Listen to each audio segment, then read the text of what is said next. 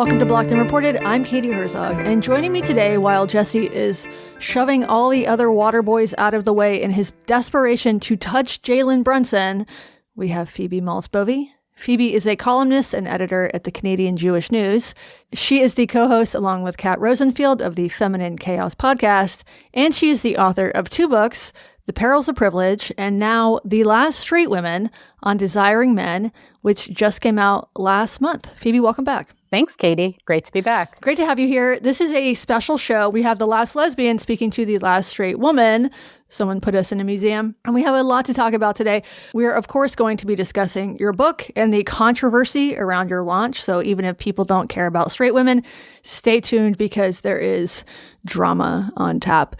We're also going to be discussing the 2 Helens, Helen Andrews versus Helen Lewis, and their dueling visions of the world. That will make sense, I promise.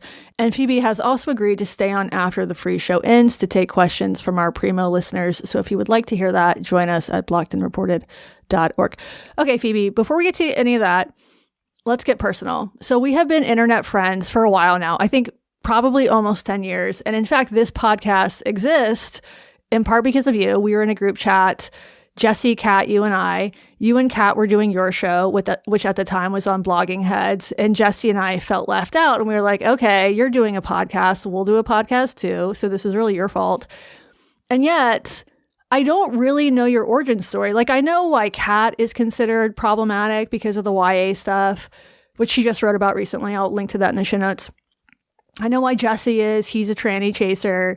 But you don't have a distinct cancellation story like the rest of us. So, Phoebe, how did you get problematized, to steal a term from Megan Dom? Oh, absolutely. So I should say that people sometimes have wanted me to have an origin story. And yes, we can cancel you right now if you'd like. Do you want to use some slurs?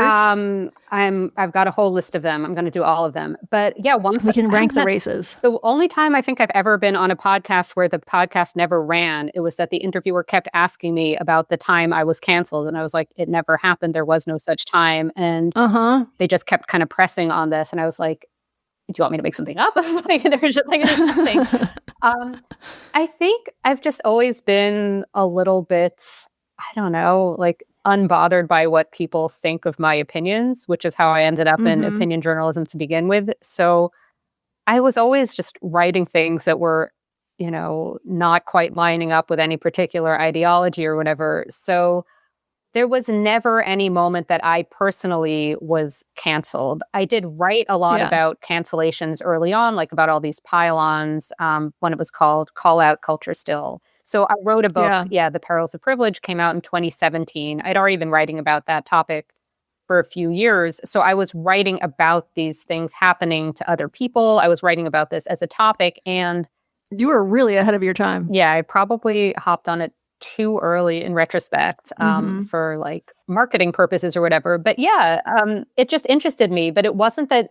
So I did nevertheless have a few like very micro instances. I was micro canceled many times over. And the really big one, this was like on a blog, I want to say, I'm picturing it way further back than could have been, but maybe it would have been like 2007. I have no idea, where somebody willfully misread something I had posted and decided that I had a full designer wardrobe and that I thought that people who wore J. Crew weren't fancy enough, because I had said, it was that I had said that there existed clothing in the world that's fancier than J. Crew in a very specific context. True. It led to some blog I didn't know. All these people were extremely mad at me and were making me out to be something that bore no relation to who I actually was or anything.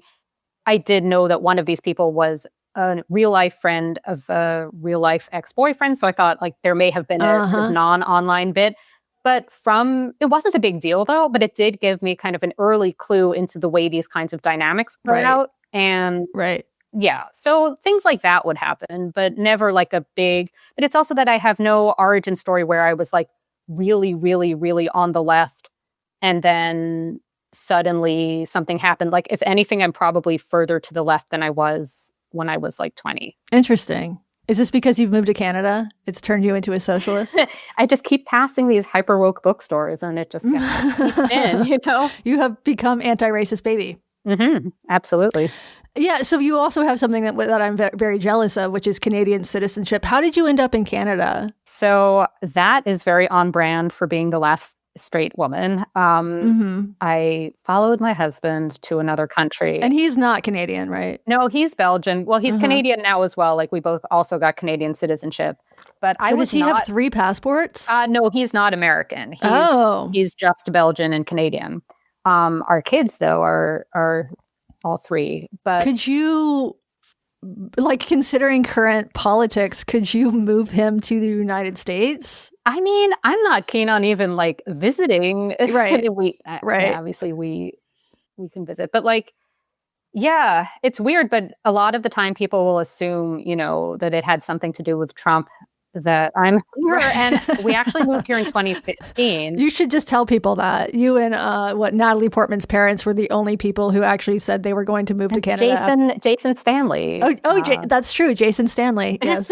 Do you hang out with him? You must. Definitely. All the time. No, I've never met him. But yeah. He's one of these people who sort of, I think, disappeared from the discourse after he left Twitter. Actually, I guess I sort of did too.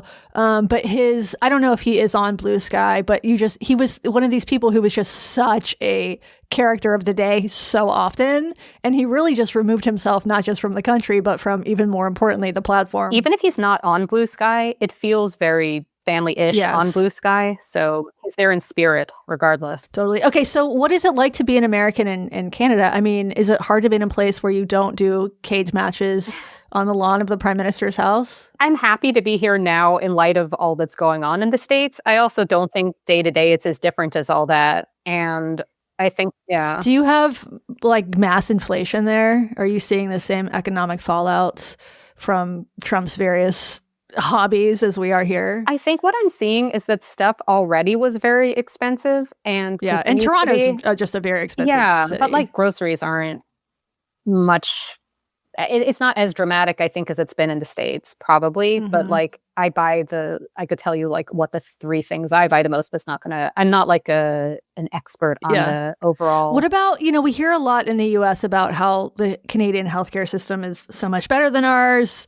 You have paid parental leave. This is socialist paradise. We're living in a capitalist hellhole. I mean, how does that align with your, quote, lived experience? Oh, well, that I have a lot of lived experience of. So it's super nice to have a baby and not get a bill to pay afterwards. That is really special because if nothing else, you're just like too tired to deal with something like that. And whenever I see anybody post about that, the paperwork alone, even if you have good insurance, it's just like, that sounds really horrifying. You got to log in to the portal. Exactly. Put in your credit card information. So I do have I've experienced with both systems, and definitely like whenever I take my kids to the doctor, it's just like great that you can just do that. However, I had like some kind of middle-aged thing where I guess if you get an ear infection, so we're the same age as each other, right? Like I'm 42. 43, and, you, Jesse, Kat, and I are all, and Helen, we're all the same age, basically. Yeah. But yeah, like I couldn't hear out of one ear for like 6 months, which is kind of annoying in the podcasting realm and just in general. And by the time the referral was like accepted and they were going to let me have an appointment with the doctor, I was like, yeah, this went away on its own. Although that is my philosophy of healthcare. It will go away on its own. It might work. Yeah. It often does. I don't think it's as sort of like I had imagined that you get to Canada and it's just like there's some kind of ramshackle thing, and they like do an IV using just like a sewing needle that's nearby or whatever. But it's like and then they offer you MAID. Exactly. But like a big hospital in downtown Toronto looks indistinguishable from a big hospital in New York City. Like it doesn't, and a lot of just like stories I know from family in both places, it doesn't go that differently in both places, but here you don't also have all these bills. The taxes are not as high as you might think. It's not like I actually do on the whole prefer this system with one really important caveat. You can't get a dermatologist. Oh, really? Like you basically can't unless you sort of pay into some private way of doing it that I don't quite understand. So basically like I went to my family doctor and I was like, I would like a dermatologist. And they said no. Really? They can just do that? Yeah. If you want to see an actual dermatologist, you have to apparently go at like 1 a.m. to this one place kind of on the outskirts of the city and get in a big line. That's socialized medicine, folks. So that's why all Canadians have terrible skin. Yeah. You've heard it from me. All right, let's talk straight women. So I have to tell you this. When I was chatting with Helen Lewis this morning, she said, I love that Phoebe's two main interests appear to be 80s Britcoms and dick. It seemed like, put that on the book. So first off, Phoebe, give us the elevator pitch for this book. What argument are you making here? So I'm arguing that straight women have been misunderstood. And I'm arguing that rather than responding to this decade plus of people saying that women should be over men and women should not be with men, that straight women should just kind of transcend their heterosexuality, what should happen is there should be a feminist heterosexuality, that we should reframe what it means to be a straight woman in terms of female desire for men and think a little bit less about women as these desired objects. And it's extremely not self-help. So like, yes, Helen Lewis is correct. It is about old Britcoms. And one suggestion I have is to watch these and to look at these episodes where like a plain looking woman is lusting after not always a very attractive man, but yeah. So basically to just rethink straight womanhood.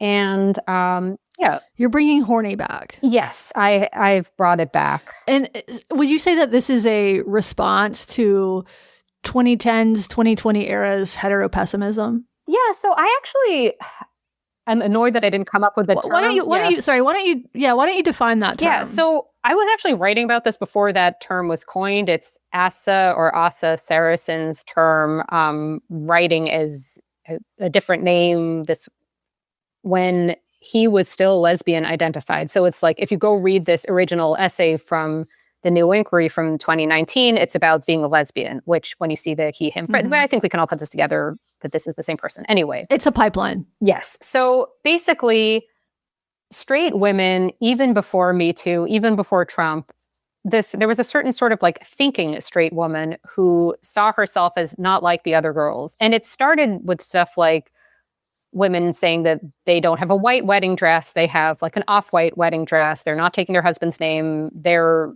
wedding ring has, an emerald and not a diamond. And it's all very, very different.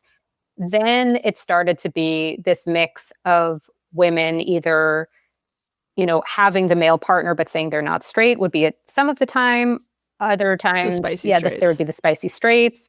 There was also sort of, unfortunately, I'm straight as kind of a way of prefacing things. I have a husband, but I hate him. Exactly. It would either be I have a husband, but I hate him, or I married the only good one, but men suck. But I just got lucky, which is very smug and unpleasant, but true in my personal life. But yeah, so there were all these different kind of strains, and then they kind of fused with both old and new ideas about female sexuality that I don't think are quite accurate. Both this myth that any woman could either go off sex or go off sex with men. It's just that people seem to think that this was just who women were, and it's not who I am, right? So that's the whole thing with the title. Like, I don't obviously literally think I'm the last straight woman. No, Lindy West does exist. It's me and Lindsay, and we're all that's left. And ever since only one of you has a girlfriend. Ever since he accepted they alongside he, she can't really.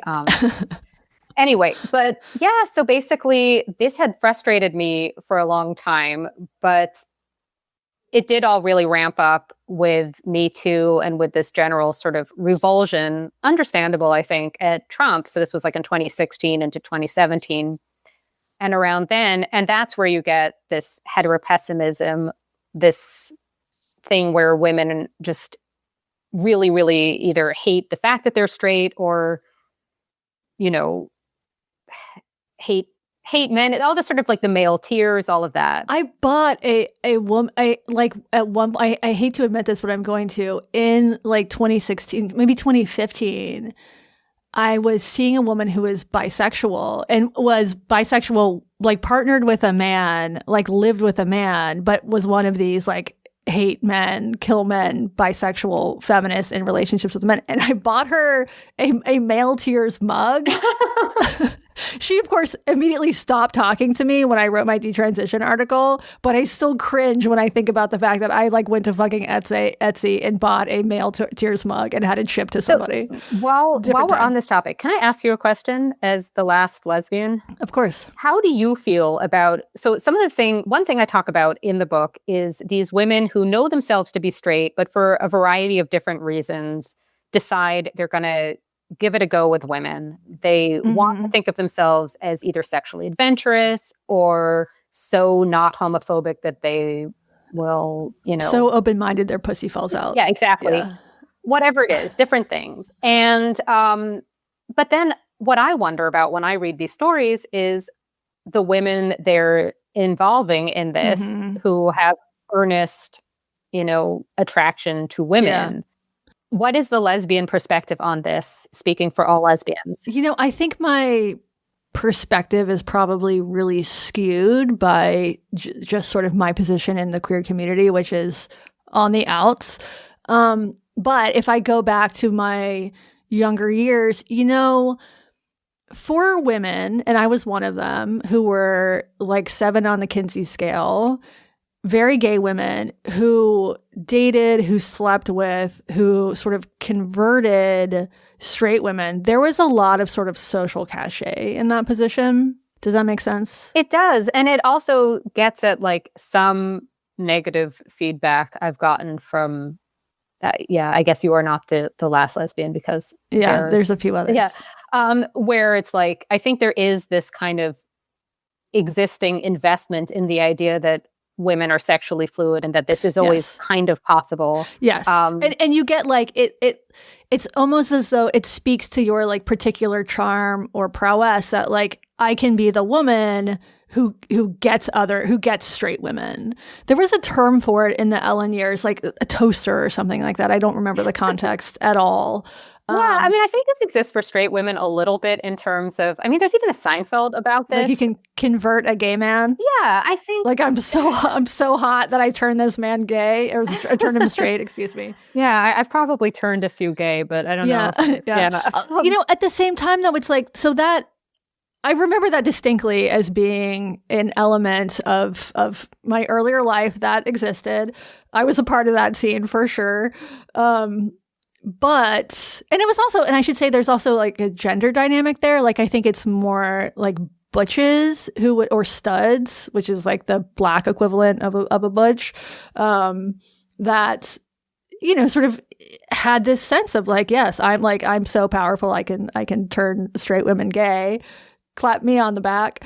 But also at the same time, a sort of aversion to and disgust by bisexuality, which is completely incoherent. Interesting. It makes no sense. Yeah. Yes. I've read Julie Bindel on these topics. So even though I don't entirely understand this perspective, I can kind of wrap my head around it. I will never be surprised that there are inconsistencies and contradictions within queer ideology, if that's even what this can be called. People are very inconsistent. Yeah. Well, straight people can be inconsistent too. For sure. I can. I am well capable of it. Yeah. Okay, so let's dive into the book. I love your chapter titles, which now, having written a book, much harder to do than one might imagine to come up with good chapter titles. I especially enjoyed the title of chapter 1, Mrs. Slocum's Pussy. Thank you. Let's start with chapter 4, Are Straight Women Real? So your central argument here, as I read it, is that straight women want men the way that straight men want women, or gay women want women, gay men want men. Female desire is real. Straight female desire is real. It's robust. It's not just responsive to male desire or socially constructed. No argument there from me. This seems correct, observably correct. You also take issue with the idea that has taken root in some circles and among some sexologists that female sexual orientation basically doesn't exist, that female sexuality is inherently dynamic, it's fluid, much more so than male sexuality. Basically, the idea is that all women are a little bit bi. And this is something I've sort of changed my mind about over the years. As a younger lesbian, I was almost offended by the idea that all women are a little bisexual. It seemed like like they were posers. It seemed threatening to my own identity as a hardcore dyke. But by my own experience and surveys tell me that women are in fact much more likely to identify as bisexual than men, even if they don't actually act on it. And when I think about it, like in a hypothetical scenario where I'm very gay, but if I were forced in this hypothetical scenario to have sex with either like an incredibly attractive man or a disgusting woman, I'm choosing the man. I'm gay, but I'm still choosing, I don't know, Fabio or like the twink from Aladdin over some woman who smells like cat piss. And I don't think that all women are literally bisexual. Again, Lindy West, very straight. You clearly very straight. But just anecdotally, I do know a lot of women who live their lives thinking that they are straight. They spend their lives in relationships with men. And then in their 30s or 40s or 50s, they have this come to Jesus moment. And all of a sudden they're with women. There's some famous examples of that right now. People like Sophia Bush and Glennon Doyle. You don't see that as much with men. You also, I don't think, see this in places where homosexuality is still taboo or illegal. Like, I doubt that this happens as much in Saudi Arabia. It seems very much based on time and place. But I think in the book, you make a fairly compelling case that the data proving, and I'm using that in scare quotes, that all women are bisexual is just complete trash, particularly the work of Lisa Diamond. So explain that. Yes. So this is something that I first wrote about actually for The Dish, for Andrew Sullivan's then blog in 2014. So this is a beat I've been on for a while, basically because I was always hearing about how all women were sexually fluid. This is just what female sexuality is. And reckoning with the fact that I'm ending, if I have the two people to sleep with, if I have Emily Ratajkowski and the man who smells of cat piss, yeah, who are you going with? It's going to smell like cat piss. Really? It's really? It's Mr. It's cat person. It's Mr. Cat piss. Mr. Cat person. And really, so just, really, you like that. That's so shocking to me. Like that you would like male body at all costs, even if the male body is objectively disgusting. Well, I think in that case I would go with no. Like, I mean, that is another thing. Okay, but in this case you can't choose. Yes, right, and it would have to be male. Interesting. Yeah. So you're really straight. You're that straight. Yes. And I don't think that that's everybody. I don't think that that's what every woman who would tick straight on a form is experiencing. So that is like just to sort of really zoom out. One thing that I'm trying to figure out in The Last Straight Woman is, am I like everybody else? Am I not like everybody else? And I'm not really invested in there being one answer to this. You know what I mean? Because I think there are bits and pieces of both. I don't want to claim that I'm a snowflake, but I also don't want to claim that everybody's exactly like me and that if I have some extreme like peculiarity, that it's actually true of everybody if they would only admit it about themselves. You know, I don't really want to do that. Like, yeah, I'm odd. I'm also not odd in some respects, whatever. But yeah, this is something where I grew up in New York City. My high school, a large public magnet high school in Manhattan, had like a gay straight alliance. You know what I mean? Like, no, even in 1800 school, even in the 90s. This was I graduated in 2001, and yeah, absolutely. Wow. I had openly gay or bi classmates as early as middle school. Like this. Wow. Very different upbringings. Very different. I mean, like my high school friends and I would go to Pride or just sort of gay stuff because that's where we were. We were in Lower Manhattan, right? Like this wasn't that we were trying to be the bachelorettes at the gay bar. We just like were going outside and doing things, and that's, who's there, right? So, and obviously some were gay, right? So it wasn't appropriation on all fronts, whatever. But the point is, I knew that this was not my experience. So I did have that bias. But I also thought, okay, maybe I'm just really strange, And I looked into the sort of so-called science on female sexual fluidity. And what I found was basically that you get, yes, a lot of stories from women who either are sort of wired bisexual, is how I'll put it, themselves, who transcended whatever interest they had in men because they were also interested in women, right? So it's not that they switched from straight to gay, it's that they've always been kind of interested in both, and they met a nice woman, they became a radical feminist, whatever it is, and now they're not with men. But they have that option because they're interested in women, right? It's so hard to tell, though. So much of it is contextual. I mean, I honestly, like, as gay as I look, I did not actually realize that I was gay until I went to college and I met other gay people. Or actually, the people I met were not actually gay. They were like going through a lug phase. But I met women in college who I was attracted to. And my conception before then, this is, not pre-internet, but pre-internet everywhere. This was like not that long after the Ellen years, but like I grew up in rural North Carolina, so obviously a very different setting than you. And it like, I think that, this sort of slogan like visibility matters is kind of cringe, but also it really took meeting other women who I was like, oh, all lesbians don't look like Rosie O'Donnell to actually understand that about myself. And I am happy for that for you because thank what you. a world that would be. Me too. But yeah, so this is actually another thing that I mentioned, I think briefly in the book, which is that because of this myth that women just aren't that sexual, you sometimes get women who they don't want to have sex with men. They find penises revolting. They find the people the penises are attracted to revolting. But that's just women, right? That's the option. That's how it is to be a woman. And then they get the late in life lesbianism when they realize that it's not that they just are. It's a realization. Yeah. And I think that that's one reason why I think it's better for everybody if there's more of an understanding about women's desire for men, because then the women who don't experience that desire might think about who it is they are actually interested in. Often that'll be women, right? Right. And I think everybody else, everybody's happier, everybody's better off if that's understood. But the Lisa Diamond thing is that basically she studied, it was something like 100 women taken from a gender studies class or something like this, and decided kind of last minute that she was going to include in the sample 10 women who call themselves straight. And she uses other sources as well. I don't want to like overly, it's not all complete bunk, but it is a bit inherently biased because she's mainly studying the change in identity or relationships of women who are already not straight identified at the start of this, right?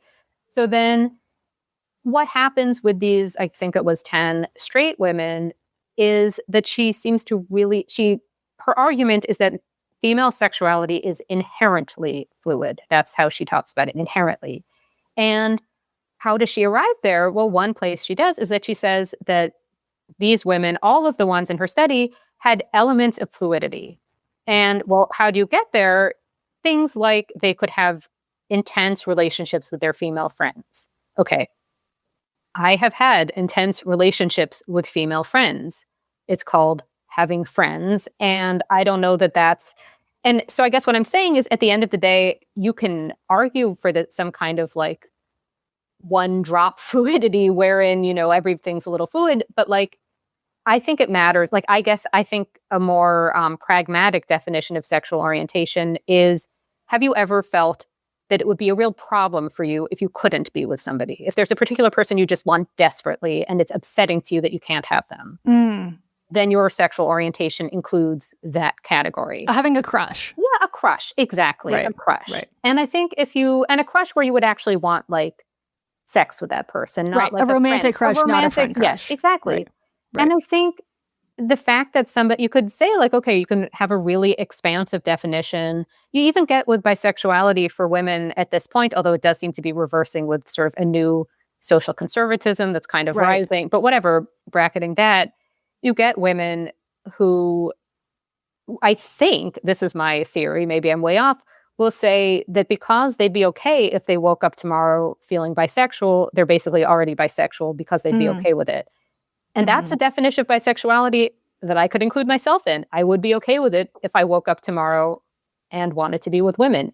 The fact that I'm 42 years old and this hasn't happened yet feels like a relevant piece of information. But if fluidity just means like not being a raving homophobe, but I just don't think that's fluidity. I think that's not and so like there used to be this whole category of the ally, and that's just kind of, I mean, that's its own whole rabbit hole of why that isn't really a thing anymore. I don't know if you want to go down that or not, but like it's considered kind of appropriative, right? Like straight women in a gay bar, all of this. So like if you're a queer woman in a gay bar, that's okay, even if what you mean is that you like wouldn't actually vomit if there were a vulva right. somewhere. Yeah. You know?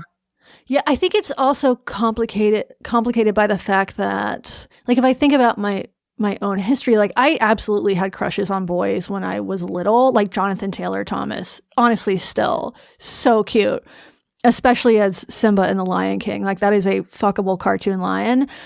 But these were pre-puberty, and so having a sort of chaste crush on someone might give you the impression that your sexuality is going to manifest in one particular way, but it just during puberty. I mean, for like some people, you have people like Andrew Sullivan who are like born.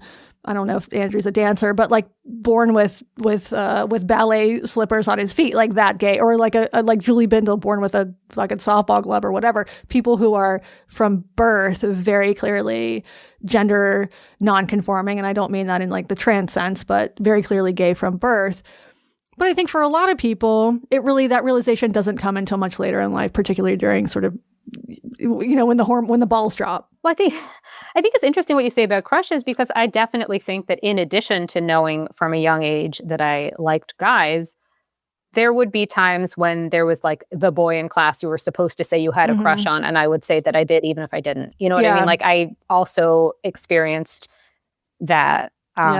Yeah. Okay, so it sounds like the Diamond study, which is often held up as like proof that all women are bisexual, it sounds like it just falls apart among closer inspection. There's real issues with selection bias there. You cannot learn much about generalized sexuality when your subjects are from a gender studies class. It's the sample is biased.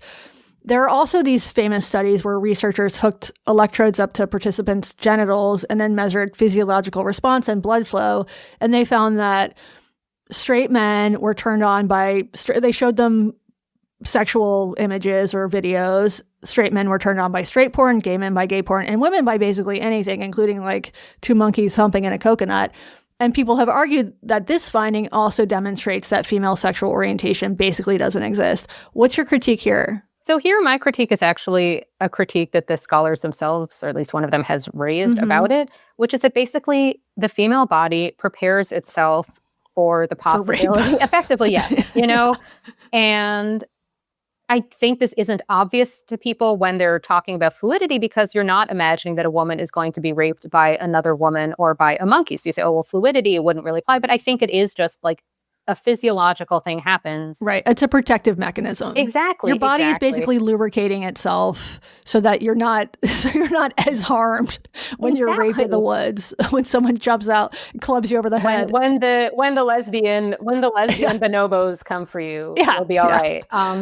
But I think what I'm saying is that you don't actually have to have a position on, and I should say, on whether sexual orientation is inborn or not. I don't know, and I don't really care.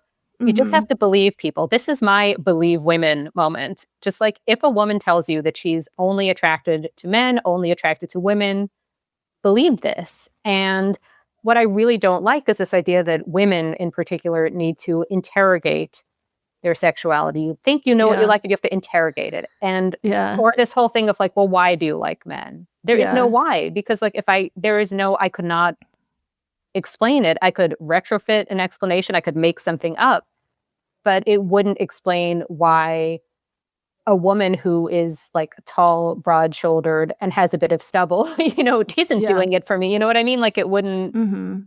It wouldn't arrive there. So I'm just saying, like, accept what people say is their orientation and don't, that's basically it. Don't look for reasons why, in theory, they might change. And the thing is, and Lisa Diamond actually, what she's really guarding against, so she's gotten in trouble more recently with people who say it's transphobic to talk in this essentialist way. And she's also written more since 2008 that talks about, I think, male sexual fluidity a bit more.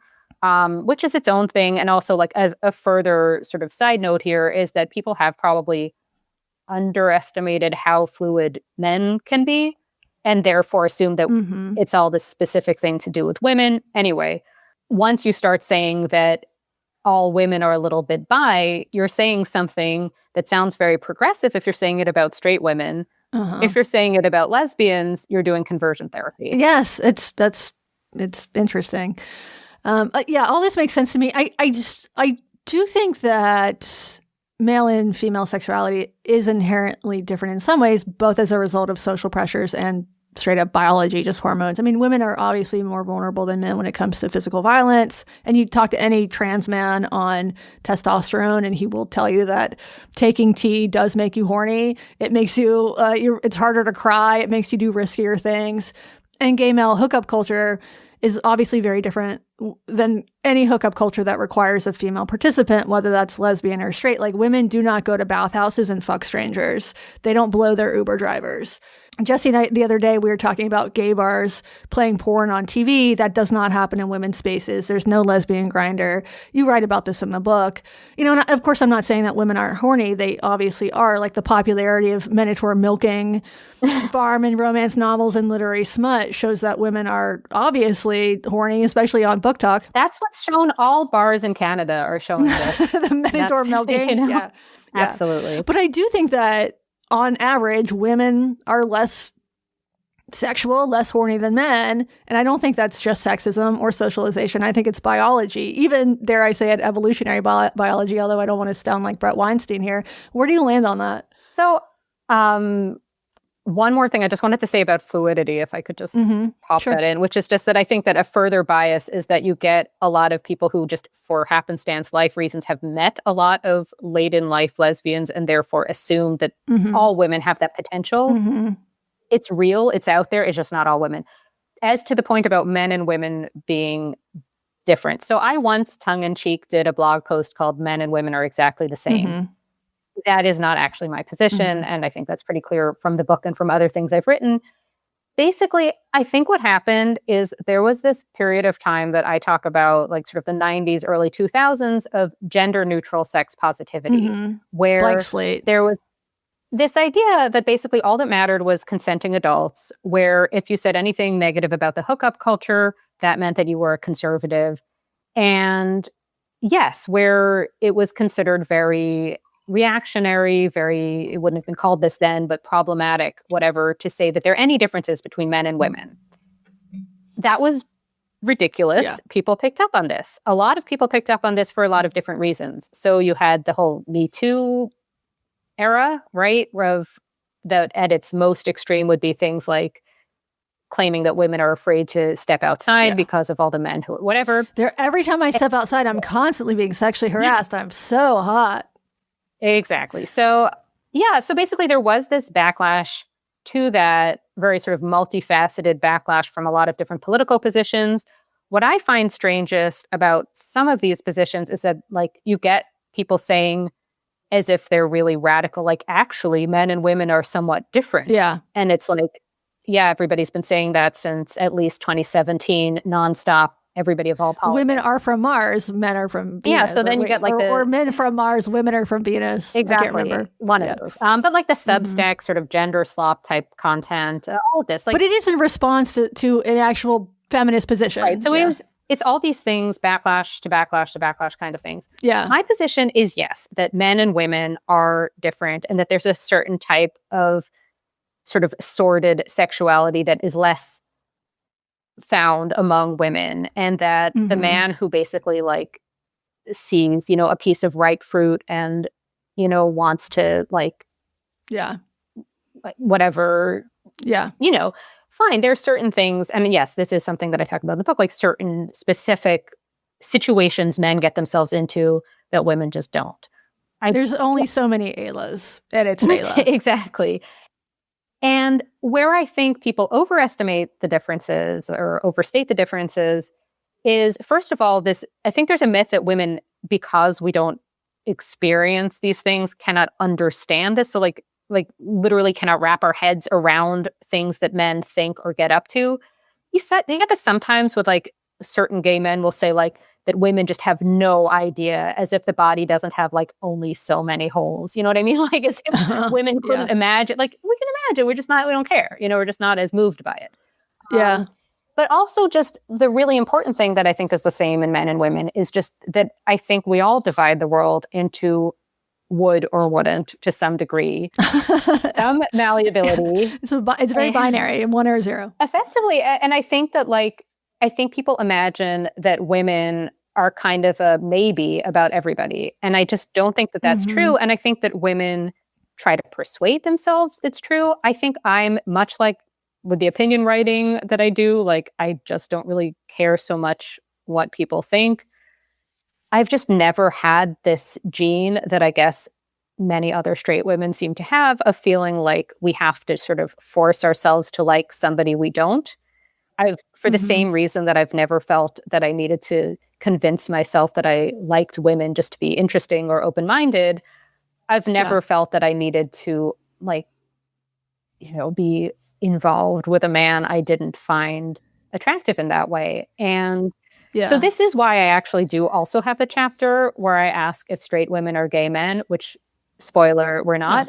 But because I do wonder, like I am maybe a little bit more like a stereotypical gay man in certain respects to do with this. But I do think that this is just people also. Like I think we are all dividing the world into would or wouldn't.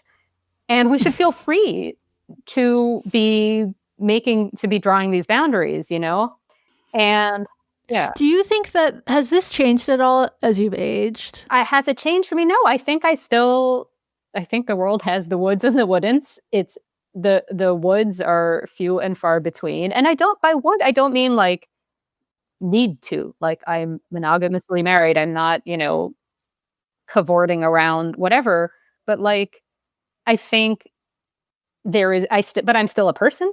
I'm, the whole married but not dead continues to be a thing. And this is something that I've really appreciated, actually, that your former colleague, Dan Savage, talks about. Like, I'm not with him on the whole, like, everybody would be happier polyamorous. I know he doesn't quite say this, but absolutely whatever. Not. I have Dan, do not spread that message to my household. But not that he says quite that. But I do think he's right, though, that, like, people, particularly straight people, need to be just kind of like honest about the fact that you are still a person in the world. And that, and I think I still, I know who on the bus falls where. You know what I mean? Yeah. Okay, so the book comes out in mid-May. Let's get to the drama. Okay. And a couple weeks later, the New York Times very rudely publishes a column by Madeline Taylor called "There's Nothing Wrong with Wanting Men." No mention of your book. Very rude. And something somewhat similar happened to me, by the way. So when my book was coming out, I pitched an opinion column to the Times. It got pretty far, but it was ultimately rejected. And then right afterwards, a regular columnist published a column very similar to the one that I had pitched, but that one was pegged to Trump, which was smart. So the next time I pitch them, I'm going to get a few jabs in at that guy. Maybe that'll work. But it's a terrible, maddening feeling. And this happened to you with someone. Yeah. Explain. Well, I want to first ask you, you're not me. So I'm me. I will only have the experience of being me and encountering this. What did you make of it? Oh yeah, when I saw the headline, Kat posted, I think, a screenshot of the headline, and so the first thing I saw was the headline, and I thought that you had written it. Okay, so honestly, I was jealous that you had gotten a New York Times column for your launch when I didn't. Well, you can rest assured. So I should say, like, the backstory to this is, I'm very offline, very touching of grass on weekends because I have young children, and I just. Even if I want to be following the drama, and I want to be following the drama, I'm, or just reading the newspaper, like that happens sometimes Monday morning or whatever. And you're in Canada. I'm in Canada, the horse and buggy is bringing the newspaper, and that happens a few weeks, whatever. But a journalist friend emailed, and with a heading that was the subject heading was something like, "You should have at least gotten a mention." Yeah. And I saw this on Sunday morning. And didn't really have time. It was like, I want to say maybe that night or something that I actually could properly read it, because then I was at my kid's swim class, which doesn't actually really have internet. So, I was fortunately or not thinking about it all day, but kind of unable to really delve into it immediately. But I skimmed it. I saw that I was not mentioned. My book had come out May 19th. This was May 31st. And I knew various things or suspected various things sort of behind the scenes that I couldn't really talk about, or at least not yet. And just kind of had to sit on this and think, well, that's weird. You know what I mean? Yeah. All the while hearing one after the next, often very much unprompted, from people privately and publicly. So thank you, Matthew Iglesias, for posting to this effect. Thank you, Jonathan Chait, for posting to this effect. Thank you on a more minor scale to the people who privately messaged me to this effect, some of whom are of similar stature. Regardless. And also like a lot of people who are not even like in media at all, whatever, basically all variants of I saw that, thought it would be by you or a review of your book, and then it doesn't even mention you. That's weird. Yeah. Obviously, there's a certain bias here of like anybody who's contacting me knows I exist. You know what I mean? So when I posted this to Twitter, most people were like, oh, that's horrible. And also like that happens all the time at the New York Times, you know, as you certainly know. But I got a couple of things where people were like, it was like, I think 2 people, whatever, who pointed out, and I don't know who they are, could be a bot, whatever, who were like, look how low you're ranked on Amazon. Look how few Amazon reviews you have. Why would you think that this writer or the New York Times would even know you exist, would even know this book exists? You're Canadian, Phoebe. It's this, exactly. That I'm some obscure, you know, person in Canada making some kind of zine, you know, and I'm like deluded. And I imagine that people know that this is a thing, right? And I had just had a book launch and it was like well attended, you know, but it was in Canada. You know what I mean? Yeah. So it's like, okay. But the thing is that what I knew was that Magdalene Taylor had of her, I didn't even know this yet. I later found out from my publisher, and I'm allowed to say it, that she had asked for a galley in January. Okay, so we're in May. This was in January. And she had said on Twitter that she hadn't read your book. What she said on Twitter was very leaving possibilities open. She basically said, I haven't read it. And that's what she maintains. Yeah. She maintains that she hasn't read it. Why? I don't know if that's true or not, because, and we'll get to, so basically, fine. She had the book, definitely says she hasn't read it, definitely. Fine. These are things we can point to. The next issue is that basically, like, the Times opinion section also had the book. Like, whether it was the same editors or not, I don't know. It's complicated. There is stuff that I can't piece together, right?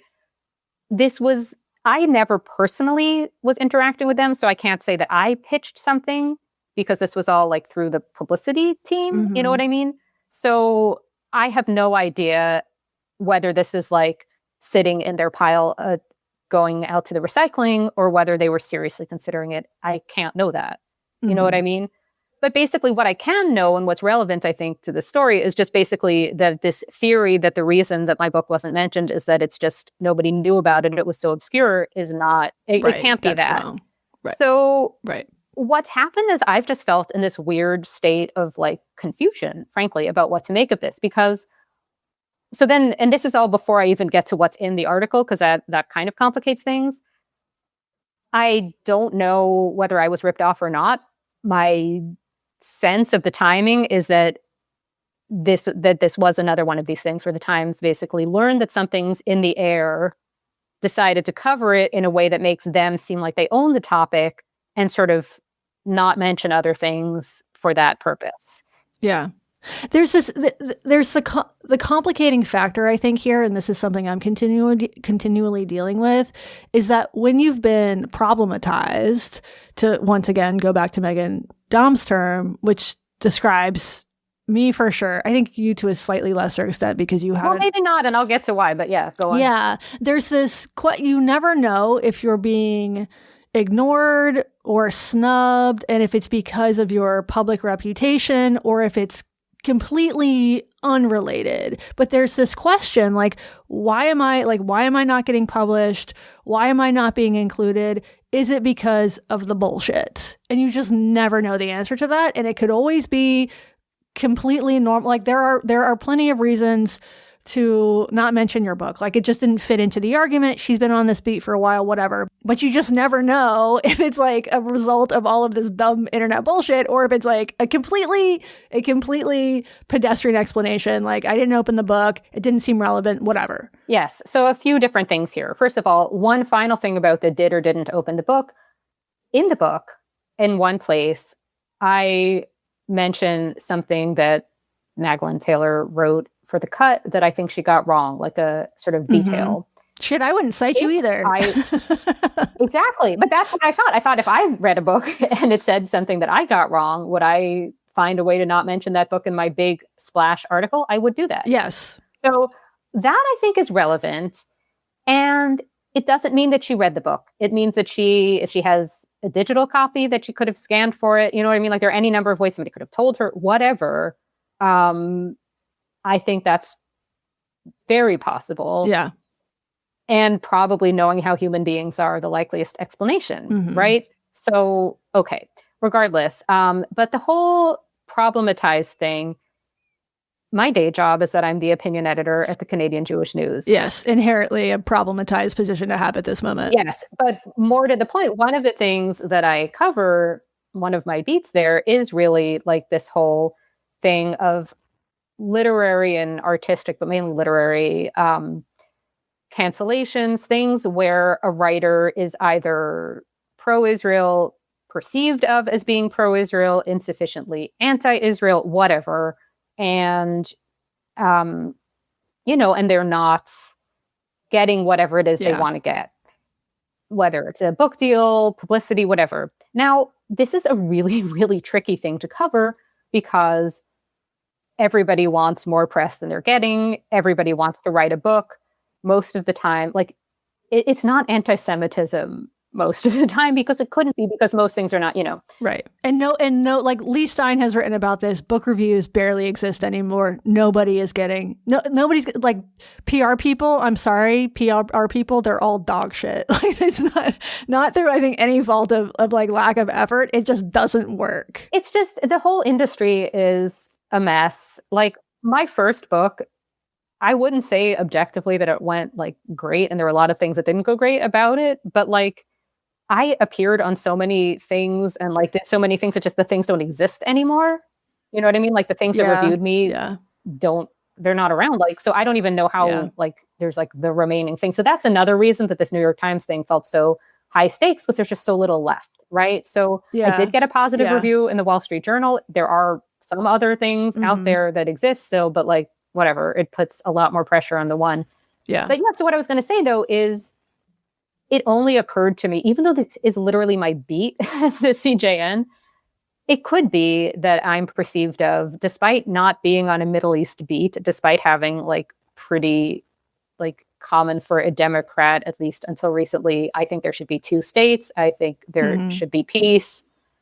I don't know how to bring about Mideast peace, not to shock anybody, like, given that, 80s Britcoms and Dick doesn't leave much time for figuring out where borders should go in places I don't even live. So, but I think that in this climate, I guess it's possible. I could claim that it's an anti-Semitic conspiracy. I don't actually think it is. I think it probably is the petty explanation. I think it's probably, that would be my hunch for that. But it's fine. Look, I think that also, like, I tried, at least for my book, to be funny. At least some people claim they find it to be. I don't think that she has this. She's not going for that. We're going for very different things. Yeah. So I think it's actually, we can both exist in this world.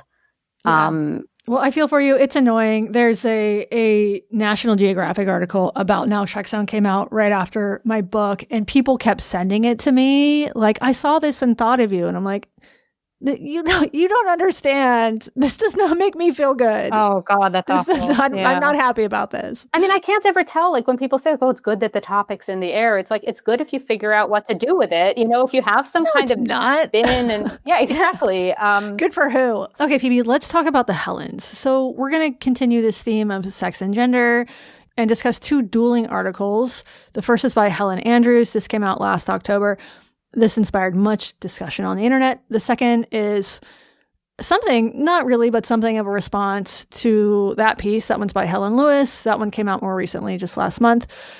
I guess it's this month, actually. This month by print time, last month by online publication time. But let's start with the first Helen piece. This was called The Great Feminization.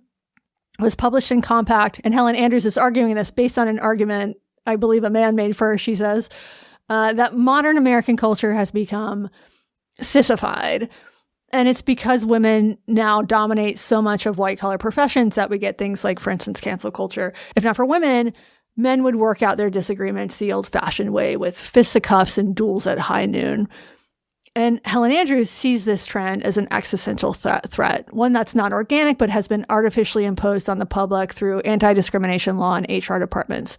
So let's start there. Phoebe, what did you think of this piece? I mean, I get the sort of like, there's an impressionistic sense in which it feels true, but I don't think it actually holds up.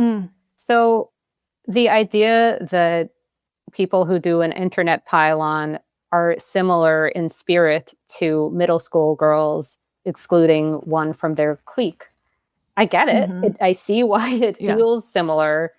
I think when you look at the participants in the woke, it's not as gendered as all that. I think you kind of get people of different persuasions there. But do you think, okay, so I think she doesn't make this distinction, but when I read the piece, I'm making a distinction between female and feminine. Yeah. And I do think like the men who are involved in this are kind of femme.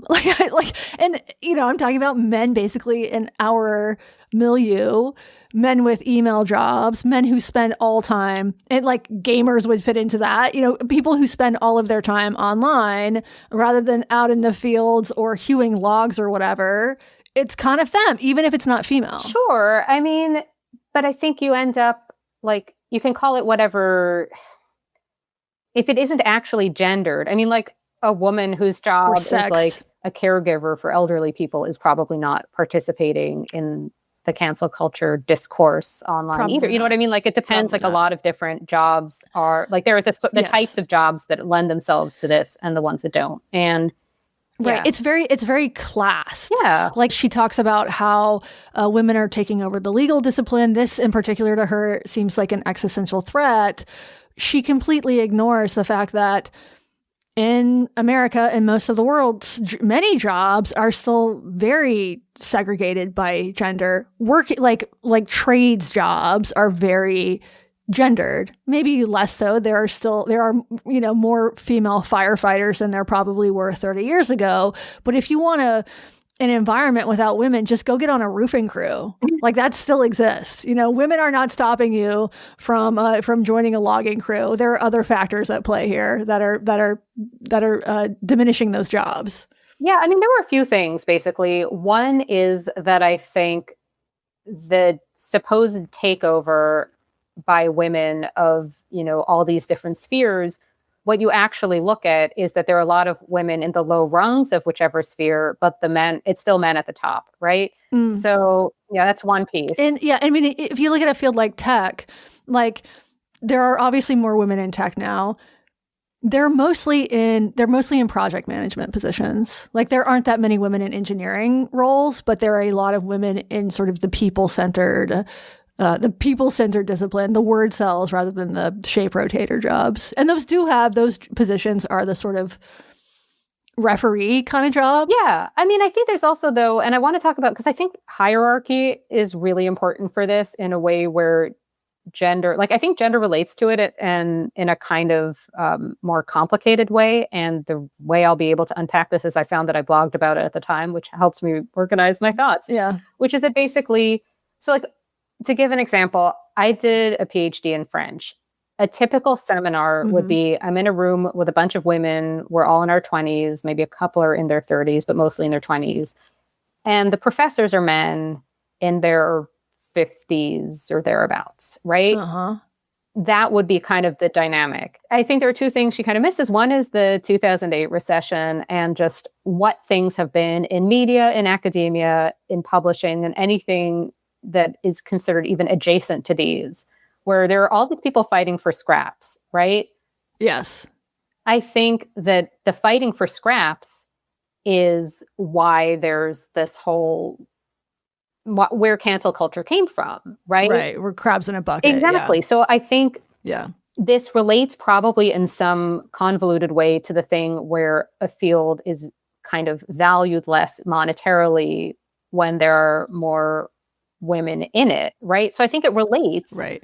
But I don't think that it's as simple as women be catty. Yeah. I found parts of her argument convincing. It is undoubtedly true that even surprising fields have become more sissified. Like, look at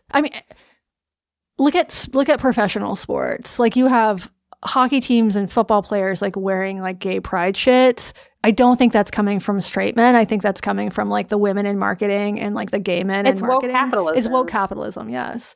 But one of my objections to the piece is that she doesn't ever contend with the upsides of having a feminized culture. And I'm not just talking about upsides for women who don't want to be housewives in particular, but there are all sorts of things that have improved as the culture has pussified. So for one, violence, like homicide rates are something like half of what they were in 1990, although less so in, more traditional machismo cultures. Like I think M13 could use a little feminizing influence.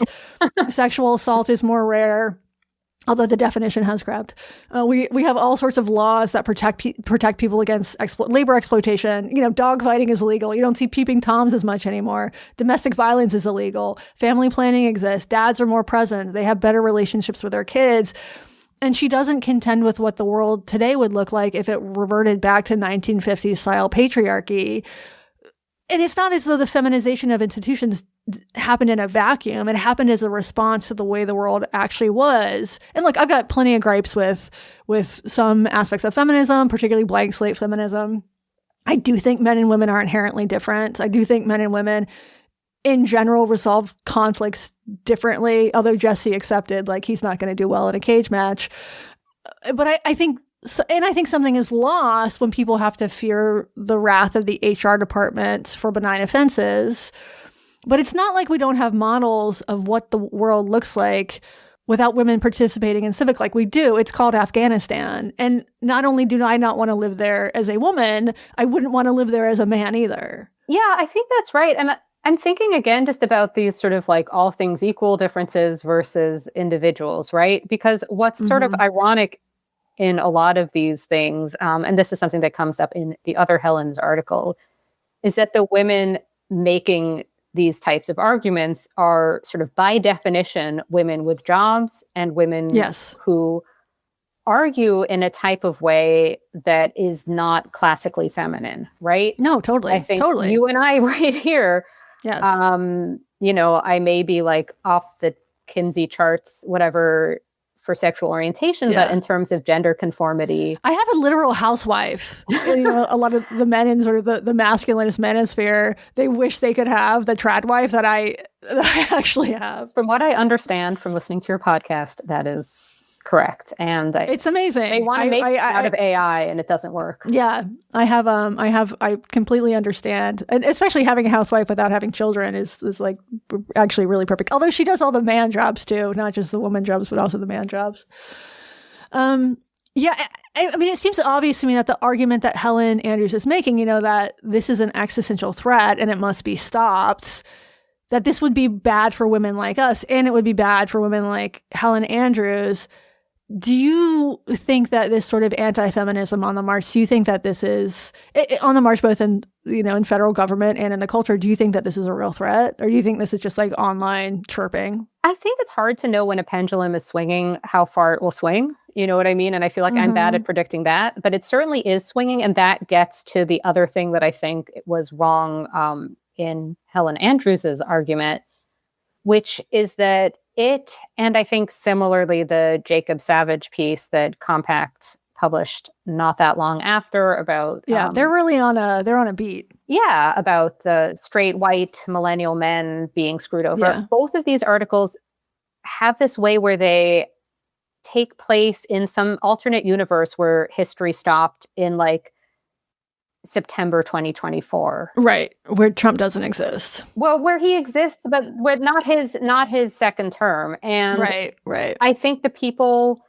who are saying that there's an existential threat from woke, and they pretend and like they just haven't, logged on or opened a newspaper in like 3 years. Well, yeah, it felt like that maybe at another time. Right.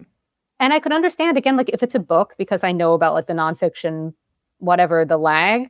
But if it's a magazine article, if it's something that's going online, like you have to know what's been going on in the last few months. You know what I mean? And if it, like, what are the stakes? This is something that one of my professors, one of the 40-ish, 50-ish men in my grad school was always asking whenever somebody wanted to write a paper. He'd be like, okay, but what are the stakes? And I think it's a really good question. And like, I read this and I think, okay, well, like we're talking about what the stakes were at some other time, but in the time we actually live in. Right. No, and I do think this shift is absolutely underway. For what it's worth, I kind of put that Magdalene Taylor article as part of this shift a little bit. I may expand more on this later elsewhere, but the point is basically like, yes, things went, they go too far in one direction, then they go too far in the other direction. Right. I mean, and this seems so inevitable to me, the same way that I see a lot of, like you open up X today, and X is not, it is representative of a part of real life. It is not entirely real life. It's important to make that clear. I realize that there is much life beyond the internet, but you open it up and it's, it's the funhouse mirror image of what Twitter was or what Tumblr was. It is really fucking racist. It's really sexist. I think it's like at least my algorithm. And maybe this is because of what I'm interacting with, but it's those things, but it's also extremely dumb. It's extremely dumb. It's so dumb. And this to me, it seems like this is part of the backlash to sort of ban men or kill men or male tiers feminism of the last 10 years, the same way that I see this, a lot of the overt racism as a backlash to not BLM as much specifically, but that is part of it. But this idea that sort of racism is everywhere. Anti-wokeness is a response to wokeness. And I think it is just as vile as what it is in backlash too. And that to me is very troubling. So let's get to Helen Lewis's piece. So she published her article. I asked her, this was not a direct rebuttal to Helen Andrews' piece, but but they're both named Helen, so we're going to say it is. And she mentions it. Yeah, she mentions it. Yeah. Her. Yeah. Yeah. So Helen Lewis's piece is called "The Men Who Want Women to Be Quiet: A Virulent Form of Misogyny Has Become the Single Most Important Force Holding Together the American Right." And she's arguing that masculinism, it's separate from sexism in that it's more affirmative, I'd say. Like it's not a guy telling you to smile on the street. It's about explicitly restoring male dominance and politics, business, family life. Some of the guys she profiles, they want women barefoot and pregnant. They don't want women to be able to vote. They don't want them working. And if I'm reading this correctly, Helen Lewis is arguing that this ideology has jumped from fringe online influencers, people like Andrew Tate, Myron Gaines, Nick Fuentes, to the mainstream, and now this is the primary glue holding together the American right. So it's basically a profile of chuds who unfortunately do seem to have some influence. And like there's this great scene in the piece where she's interviewing this dude who goes by the handle Raw Egg Nationalist. He's a big salmonella guy. He's lying in bed. They're like zooming. He's lying in bed with his jammies on. And then after Helen's piece came out, he wrote a rebuttal to it, and it included this line. I'm meaning Helen, even complimented my striped dressing gown. It was early and I was still in bed, although she described it as a set of pajamas in the final piece. If you've been following my work, you'll know I'm not a fan of pajamas or any item of clothing that risks overheating the testes, compromising human production and fertility. This is making me think of something specific I had that was kind of like a side note I wanted to bring up about Helen's article, which is just how extremely homoerotic, social, how extremely men going their own way in the euphemistic sense. A lot of this is without women in the cause of machismo. Like they're going to be so sexist that it's gay to marry, the whole like it's gay to have a girlfriend. type of thing. Yeah, it's like there's this idea that women dress for other women, not for men. The corollary is like men lift for other men, not for women. These dudes are faggoty. They are sort of the inverse of the man who says he's a male feminist to get women. Yes. But so what do you think of Helen's argument that the uniting force of the American right is masculinism? So I think her article's really funny. Mm-hmm. Like I laughed a lot while reading it and I really enjoyed that because that's always unexpected with this type of topic, although not unexpected at all from that byline. Yeah. Mm-hmm. I think there's something to it in terms of their like all this derision that you get these days about email jobs, right? What does this even mean? And what is an email job? Like a lot of this, I think, is some kind of way of saying that there's like an email. Sorry to interrupt you. An email job is like what our ancestors dreamed of. Exactly. This is the pinnacle of American achievement is that you can have soft fingertips. Exactly. So this idea that like you don't have purpose if you're sending emails during the day. I mean, I don't really buy that. However, women are half the population. And unless there's a really, really huge change, I don't think that you can really win in a democracy by screwing over women. Conversely, there are not very many Jews. People have really strong opinions about Jews. That can be galvanized in a way that does not lose votes, that can unite people with otherwise very different politics.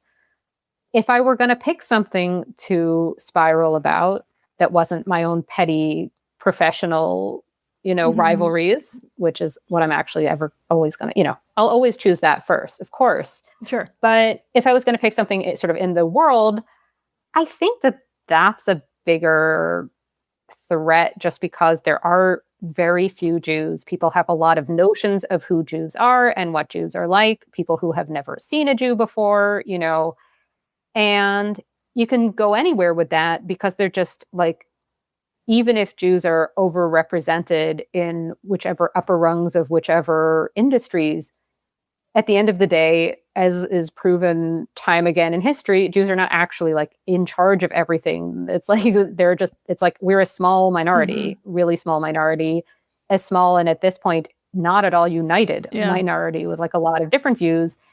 And when I see this kind of like far right, far left horseshoe thing that kind of that has this way of, it's not just the extremes. And you guys have like done podcasts about this. Like this isn't, going to be new to your listeners, but like that to me seems like more where this kind of unexpected uniting is happening. Whereas you just at the end of the day, if you need women's votes, this can only go so far. So like, yes, you are going to get women who believe that life begins at conception, that some women think this, right? That's not, whatever. That is true, that there are women who think this, okay? There are women who are really fed up with feeling just like sort of too much to do at home, too much to do at work. And, like the audience for Ballerina Farm, right? Yeah. I don't really get it. I mean, I'm kept plenty busy with 2 children. I do not like fantasize about having like 20 more. Yeah. No. But there is an audience for this kind of escapist, pastoral trad thing to a point. But I think you're not really going to get who are the women voting to get rid of women voting? You know what I mean? So you would have to, like, who's enacting this? Yeah. You're only going to get a few men who want this. I don't think that it can reach such extremes, Yeah. So Helen says misogyny is the uniting force. You say anti-Semitism. I think you're both wrong. I think the uniting force on the right, and to some degree on the left as well, but most obviously now on the right, just because the right is who is in power, federal power for sure, cultural power increasingly so, is owning your political enemies. And I think that this continual politics at this point is just a pendulum swinging back and forth. And it's this continual game of one-upmanship where the central goal is to hurt your perceived enemies, even if it hurts you too. So I think that's why Trump still has so much support among his base. Yes, gas is $5 a gallon, $6.50 where I live. Yes, we're at war in the Middle East. Once again. I I don't have a car, so these bad. figures. It's bad. Yes. I think I have vague recollections from when I did. Yeah, that sounds bad. Yeah. Yeah. But like, yeah, so we're all being fucked, but hey, there's no troons in combat. We win, rank sexism and anti-Semitism is an offshoot of that. Libs are feminized, therefore feminization is bad. Sexism is based, anti-Semitism is based. But my unifying theory of American politics, such as there is one, is that for every action, there's an equal and opposite reaction. I came up with that. And so this is just the pendulum swinging back and forth from ban men feminism or kill men feminism into something really ugly. And this is part of my frustration with online libs which I've been complaining about for over 10 years at this point, is just like, you do not exist in a vacuum. And the things that you say online and in person do have a reaction to them. You can literally annoy people. This is, something Mark Maron said in his stand-up special. You can annoy people into becoming a fascist. You literally can. That and I think that, for like Twitter era libs, this seemed like such an impossibility. Do you know anything about human nature works? Negative polarization is such a force in American politics. I'm so glad you bring this up. We are Harper's letter signatories, yes. Obviously what will go, on our gravestones or whatever. But this was the whole fucking point of that. It wasn't that actually, like, it gets misinterpreted all the time as that actually left excesses or left illiberalism is worse than the right-wing version. Right. In the text of it itself, it is about the right-wing version is dangerous. It is. That is why we need to crack down on the left-wing version. That's the whole point. It continues to be the point. And there's a quote that I want to read just from Helen Lewis's piece that I think really gets at this well.